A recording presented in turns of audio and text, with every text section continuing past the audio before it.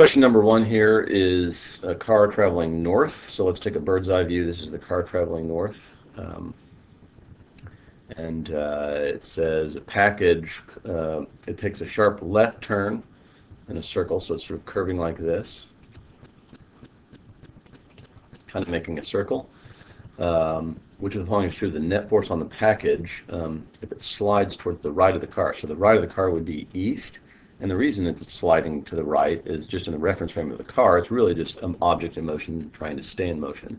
In order for it to not slide, what it needs is more force this way to keep it in uniform circular motion along with the car. So that'd be like a frictional force or something from the door to keep it moving in a circle.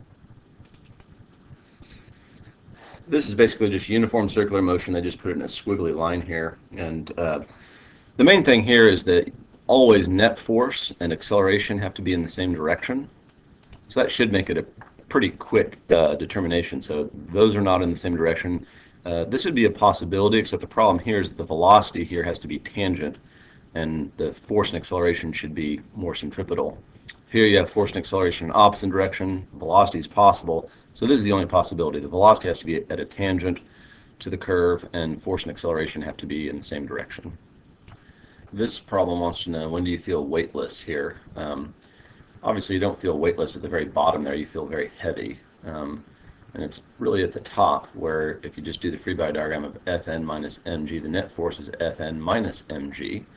And to feel weightless, you're never truly weightless anywhere, but there's apparent weightlessness when the normal force on you goes to 0. So what happens at that time is that mv squared over r only equals mg.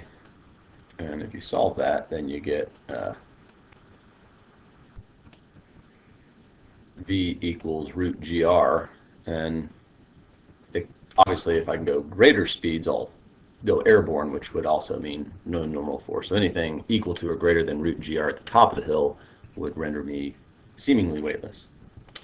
This is a similar kind of problem as I go down here. To stay in uniform circular motion, remember we have to have a net force inward.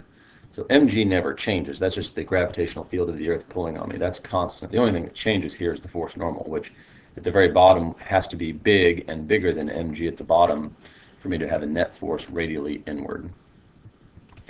So in this problem, we want to know the difference between the tension at the top and the bottom. The key here is it's at a constant speed. What that means is the centripetal force, which is the net force, has to be the same at all times. So the net force equals the net force. At the top, it's T plus mg. At the bottom, so the scenario on the top, if we'll call that T1 at the top, the net force is T1 plus mg. At the bottom here, net force would be T2 minus mg, because we always make radially inward positive. So if we solve the first equation, then T1 equals net force minus mg. And then down here, solve this equation, T2 would equal net force plus mg. So what we want to know is the difference between the two tensions. So take the difference between T2 and T1, and that would equal this value, which is T2, minus that value, and that will come out to 2 mg. The next problem, they want us to tell them what the greatest speed of a satellite is, and with orbital things, we always make centripetal force equal to the force of gravity. And when we solve that equation, we get orbital velocity equals big G times mass. This is the mass of the orbited thing, not the satellite. That's the big thing, like the Earth. And then this is the orbital radius. So as you can see from this equation, the only thing that matters is the orbital radius. Since it's the denominator, the smaller the denominator, the bigger the orbital speed. So the smallest r wins, which would be b. In this problem, we have a space station situation which orbits not too far away. I can't draw very well here. I'm on the smartboard software. Anyway, so we're talking about this distance here going from here to here. So most of us know Newton's universal law of gravity. This is the gravitational force. So it's an inverse square rule, which means as we get further away, we diminish with the square of distance. Gravitational force gets less with the square of distance. So it has to be getting smaller. So that rules out any forces that are getting bigger or staying constant. So that rules out those. So the only possibilities is this one and this one. And this is actually not an inverse proportionality. That's a direct proportionality. This is the equation of a line. This would be f directly proportional to negative x. If we were making the equation, f would equal minus kx plus b, where k would be the slope. So that's a direct proportionality, which is not what Newton's law says. So the only possibility is this, and it's not a full-blown looking inverse proportionality, but that's just because we didn't start from the center of the Earth. If we went from the center of the Earth out, then the entire graph from the center of the Earth, but not the surface of the Earth, would look like that.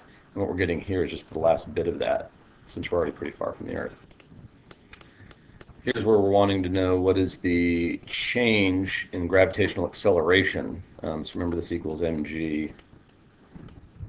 So g is a function of big G, which is constant, m and r.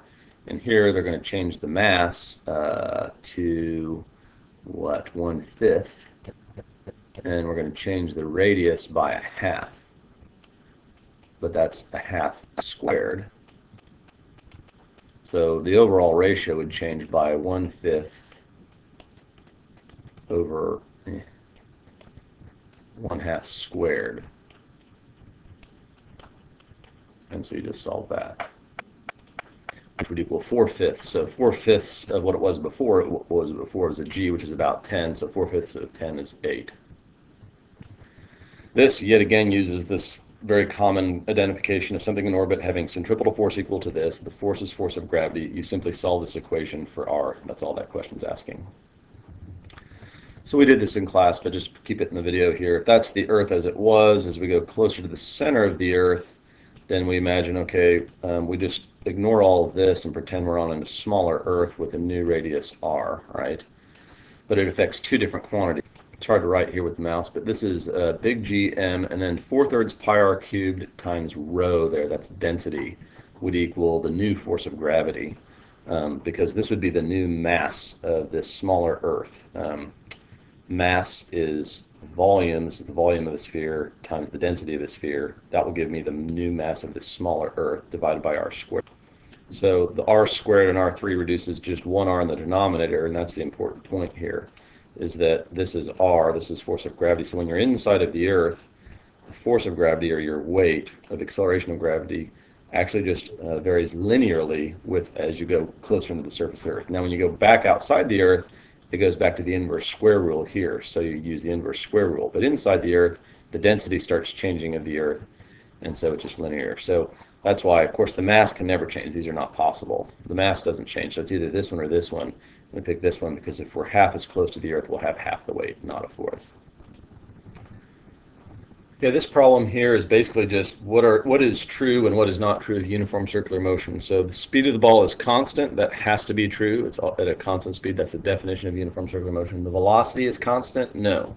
The velocity is constantly changing direction, so it's changing. The magnitude of the ball's acceleration is constant. Yes, that's the centripetal acceleration. And then the net force is radially outwards. Obviously, no, it's radially inward. For 12, in which of the following situations would an object be accelerated? Again, fairly basic definitional question here. If it moves in a straight line at constant speed, you're not accelerating. That would be the same thing as a constant velocity. Uniform circular motion certainly is constant acceleration. It's constant uniform centripetal acceleration. And a projectile is constantly accelerating downward at 1g. And obviously, if you're at rest, you're not accelerating.